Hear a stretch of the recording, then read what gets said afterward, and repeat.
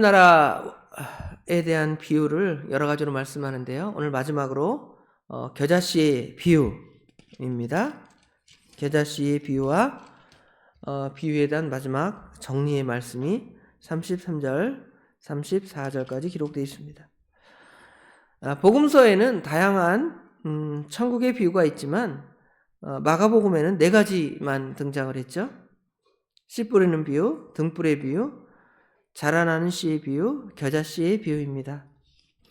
이 비유 외에도 마태복음에는 여러 가지 비유가 더 있습니다. 누룩의 비유, 가라지의 비유, 밭에 감추인 보아의 비유, 진주의 비유, 물고기를 그물에 모으는 비유 등의 여러 비유가 있지만 마가복음에는 이 4가지 비유만 등장을 합니다.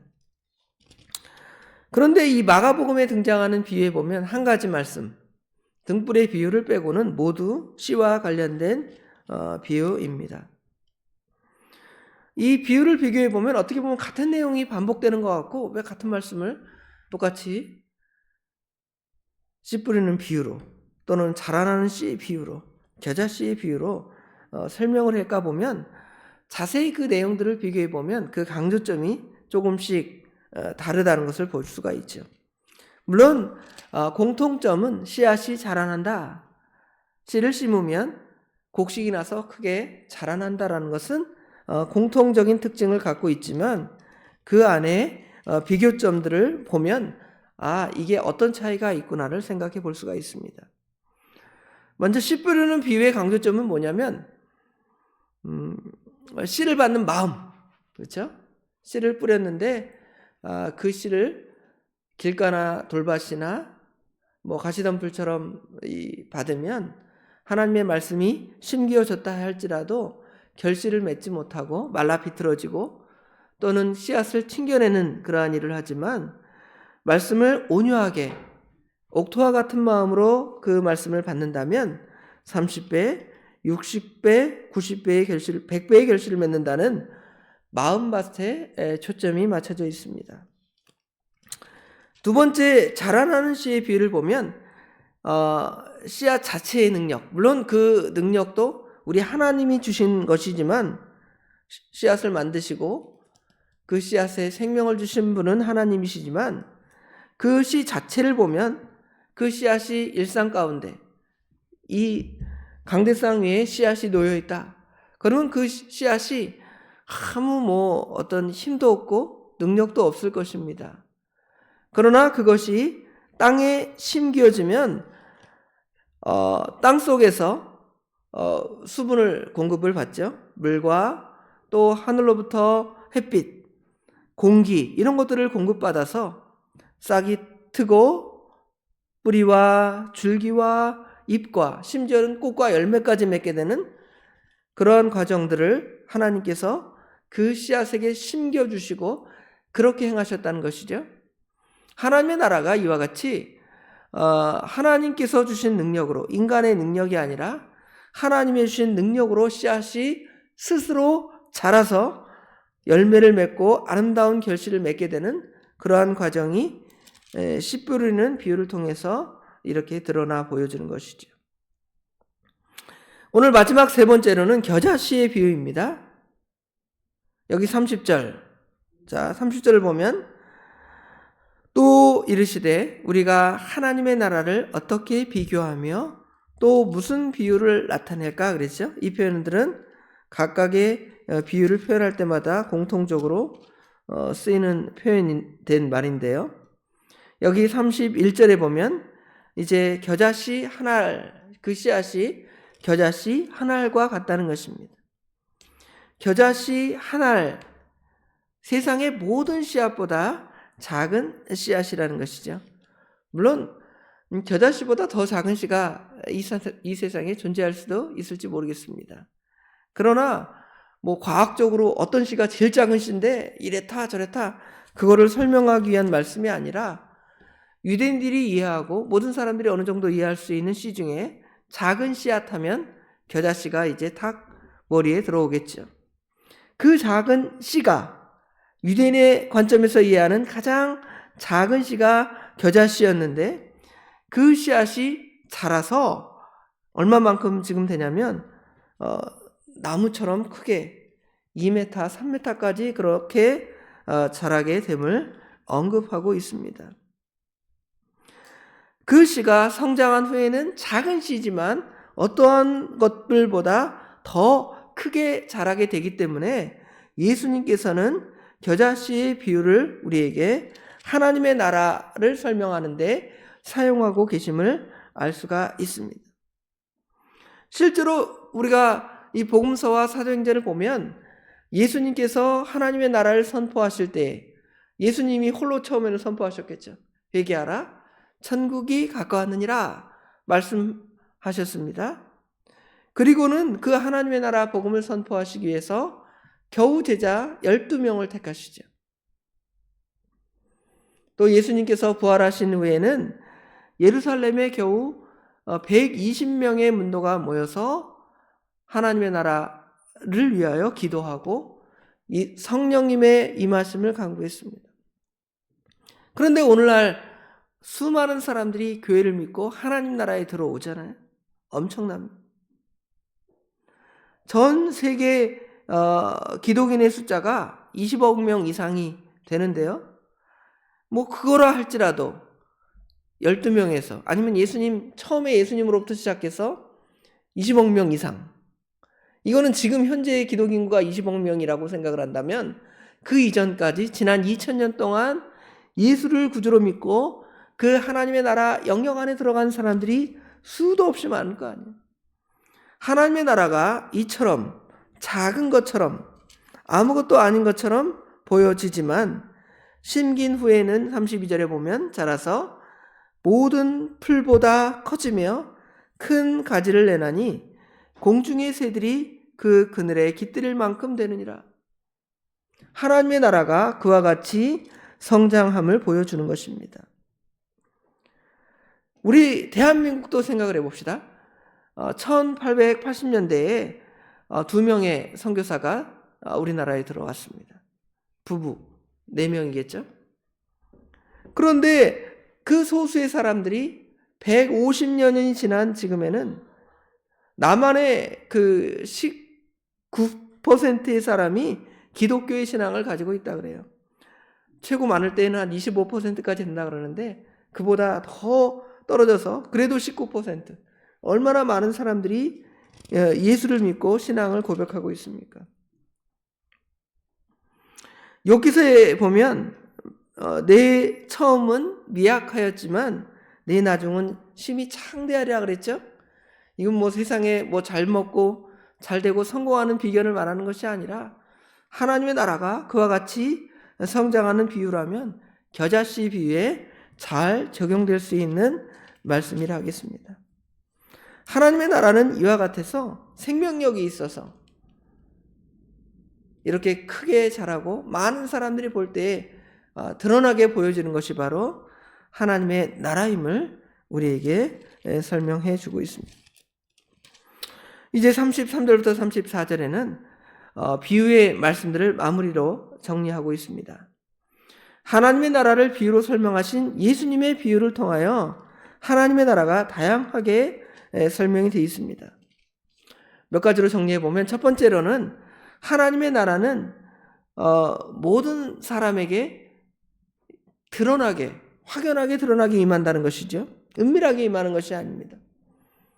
어떤 이단자들이 자기들에게만 와야 구원받는다고 그래서 14만 4천이라는 외적인 숫자를 만들어 놓고 성경에 드러난 숫자지만 이것의 영적인 의미는 해석하지 않고 자기들에게만 들어와야 은밀하게 14만 4천에 들어갈 수 있다고 속이는 거죠.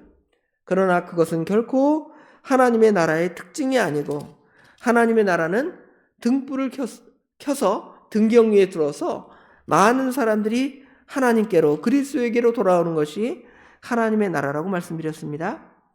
두 번째로는 하나님의 나라는 생명력이 있기 때문에 자라나고 열매를 맺는다는 것이죠. 씨앗에 능력이 있는 것처럼 하나님의 나라는 생명력이 있어서 자라나고 열매를 맺습니다.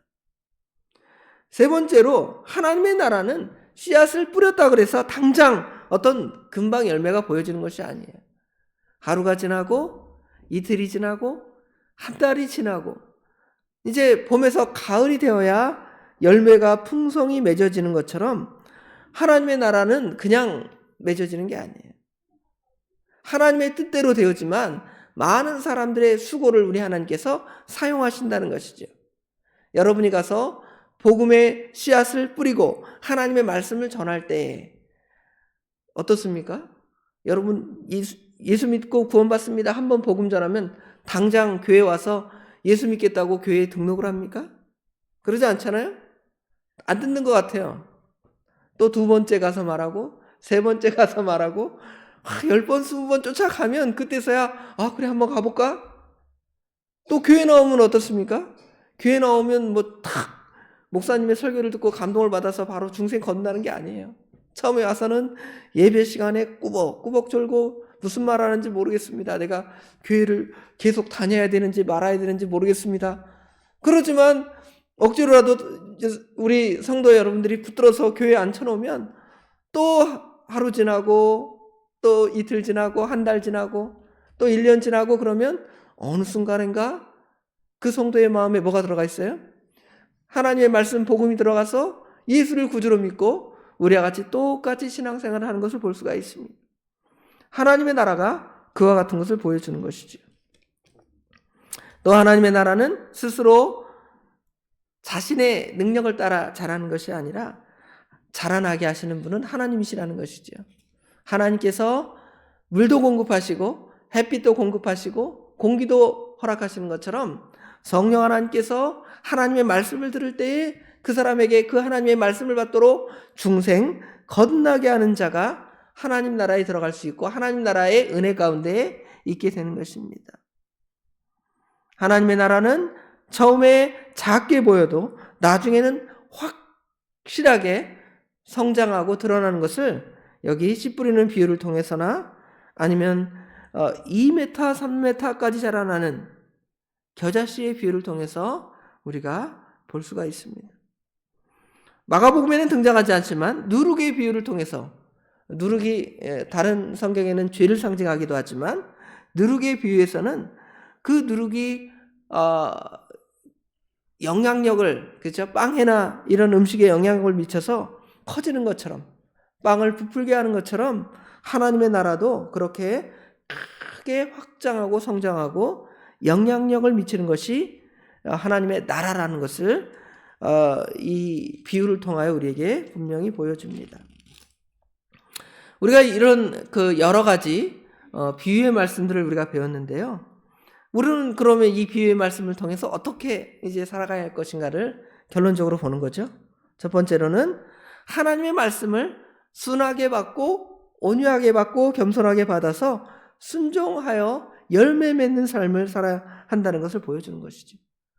하나님의 나라가 확장되는 것처럼 우리 마음에도 복음의 그 씨앗이 들어와서 커지고 우리 영적인 신앙이 성장해 나가는 그러한 일을 우리가 해야 되겠다는 것과 또 우리가 복음의 전파의 도구로서 우리가 사용되어지죠. 오늘도 화요일 전도하는 날인데 잘 사용되기를 원하는 마음에서 우리 주님께서 이러한 씨 뿌리는 비유를 통해서 우리에게 가르쳐 주십니다.